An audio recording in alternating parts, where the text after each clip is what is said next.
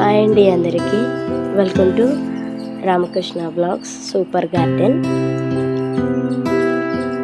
చూడండి, ఇది మా జామ చెట్టు, చాలా బాగుంది కదా.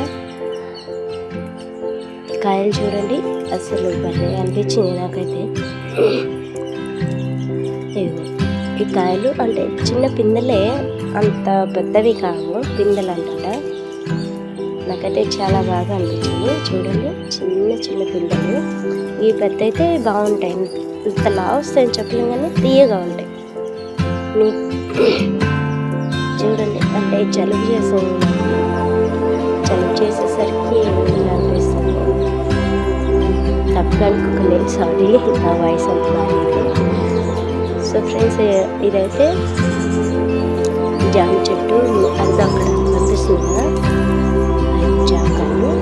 ఇది జామకాయ అంటే ఇది చూడడానికి చాలా బాగుంది, కానీ నేను ఒకటి అయితే అసలు తెల్లగా వచ్చింది, అందుకే కోసా అనమాట. చూడండి, తెల్లగా వచ్చింది ఆ కాయ. నాకైతే చాలా బాగా అనిపించింది. కొన్ని నీళ్ళు పడుతున్నాయి చూడండి. కాయ తెల్లగా ఉంది. తెల్లగా ఉండేసరికి కోసాను. కోసి ఒక్కసారే తిన్నాను. అస్సలు ఎంత బాగుందంటే అంత తీయగా ఉంది. నాకు చాలా ఇష్టంగా అనిపించింది. జామ చెట్టు నాకు 3-4 years నుంచి చూస్తున్నాను. అంటే 3-4 years అంటే 2-3 years అవ్వచ్చు. 4th year అన్నమాట ఇది.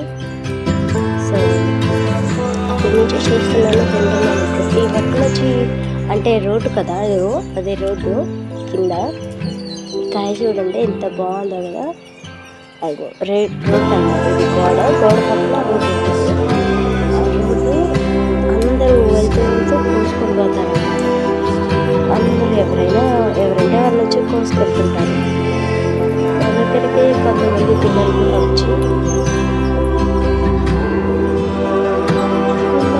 కూడా వచ్చి అక్క నాకు జామకాయ, అక్క నాకు జామకాయ కావాలి, అక్క అని చెప్పి కోసుకుంటుంటారు.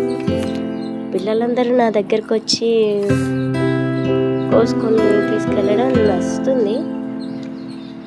నేనైతే చిన్నప్పుడు జామ చెట్టుకి ఉన్న ఆకులు తీసుకొని దాంట్లో చింతపండు, ఉప్పు వేసుకొని తింటా. మీలో ఎంతమందికి ఈ అలవాటు ఉందో కామెంట్ చేయండి. అయితే మా ఇంటి పక్కన పిల్లలందరూ వచ్చి అక్క రాక్క అని చెప్పి వాళ్ళు చింతపండు, నేను ఉప్పు తీసుకొచ్చి అందరం కలిసి జామాకులు తీసుకొని కూర్చొని ఒక చోట కలుపుకొని తింటూ ఉంటాం అన్నమాట. ఈ అలవాటైనా మాకుంది, మీకుంటే కామెంట్ చేయండి. సో ఫ్రెండ్స్, ఇలాంటి మరిన్ని డీటెయిల్స్ మీకు కావాలంటే కే రామకృష్ణ బ్లాగ్స్ని సబ్స్క్రైబ్ చేసుకోండి, లైక్ చేయండి, షేర్ చేయండి. Thank you so much for watching.